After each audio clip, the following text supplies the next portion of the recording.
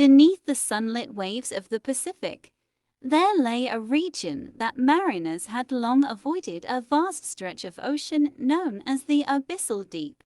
Legend spoke of ghostly ships adrift in its waters, their crews lost to time, yet doomed to sail eternally through the black depths. On a cloudless night, the research vessel Endurance sliced through the waters of the Abyssal Deep, its crew unaware of the sinister forces lurking below. Dr. Elena Harper, a marine biologist renowned for her fearless pursuit of knowledge, stood on the deck, staring into the star-speckled sky, feeling a strange unease that she couldn't shake. The Endurance had been commissioned to study the unique marine life of the Abyssal Deep, an area that had remained largely unexplored due to the intense fear that surrounded it. As the ship's powerful floodlights illuminated the dark waters, strange shapes flickered at the edge of their beams, vanishing before any of the crew could get a clear look. Elena had always dismissed the old sailors' tales as mere superstition, but as she descended in the submersible Orpheus that night, she began to doubt her skepticism. The deeper she went, the more oppressive the water became, as if it were not just the pressure of the ocean bearing down on her but the weight of countless unseen eyes watching her every move. The abyss was a world of complete darkness, where the only light came from the glowing creatures that drifted by, their eerie luminescence casting long shadows. Suddenly, the sonar picked up something massive moving through the water, far too large to be any known sea creature. Elena's heart pounded as she strained to see through the small viewport, but all she could make out was a shifting darkness that seemed to pulsate with life. Then, without warning, the submersible shook violently, as if something had struck it from below. Panic set in as the instruments went haywire, and Elena struggled to maintain control. The darkness outside pressed in on her, and for a terrifying moment, she felt as though she was sinking not just into the ocean, but into another realm entirely. Back on the Endurance, the crew watched in horror as the tether connecting the submersible to the ship snapped, sending the Orpheus plummeting into the depths. Communications were lost, and despite their frantic efforts to re-establish contact, there was no response from Elena. As the minutes dragged into hours, hope faded, and the crew began to fear the worst. But just as they were about to give up, the sonar detected a faint signal. Elena's submersible was rising from the deep. When the Orpheus finally broke the surface, it was clear that something was terribly wrong.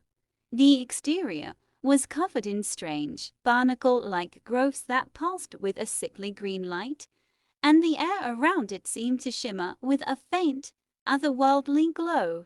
Elena was found unconscious inside, her face pale and gaunt, as if she had aged decades in just a few hours. She was rushed to the ship's infirmary, but when she awoke, she was not the same woman who had descended into the abyss. She spoke of a place beyond the physical world, a vast ocean where the spirits of the dead were trapped in eternal torment. She described ghostly ships crewed by the damned, their eyes hollow and black, their voices filled with sorrow and rage. The crew listened in horrified silence as Elena recounted her encounter with an ancient being that dwelt in the heart of the abyss. It was a creature of unimaginable power, a guardian of the dead who had been awakened by their intrusion. Elena warned them that the creature was coming for them, that it would not rest until they had paid for their trespass. The crew dismissed her words as the ravings of a madwoman, but that night the ocean came alive with a fury they had never seen. Waves rose like towering walls, crashing down upon the Endurance with the force of 1,000 storms. The wind howled with a voice that seemed to speak in a language no human could understand, and the sky turned as black as the abyss itself. The ship was tossed about like a toy in the hands of a cruel child, and the crew scrambled to keep her afloat, But it was no use, the ocean had claimed them as its own. One by one, the crew began to vanish, pulled overboard by unseen hands or simply disappearing into the darkness. The last to go was the captain, who went down with his ship, his final scream swallowed by the roaring waves. When the storm finally passed, the ocean was calm once more, and there was no sign of the Endurance or her crew.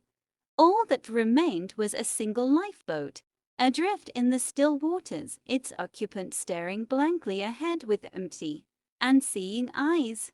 The lifeboat was discovered days later by a passing freighter.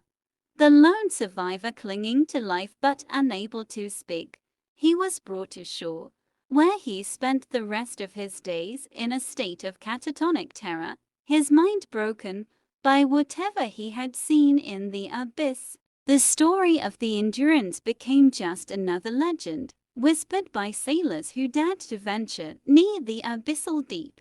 But those who knew the truth never spoke of it, for fear that they too might awaken the ancient evil that slept beneath the waves.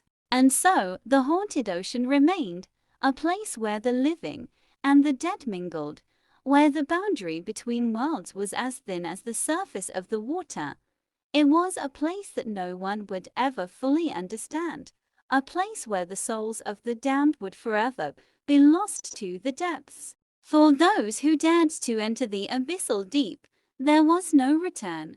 The ocean had claimed them, body and soul, and they were now part of its dark and endless expanse, a ghostly fleet sailing through the haunted waters for all eternity.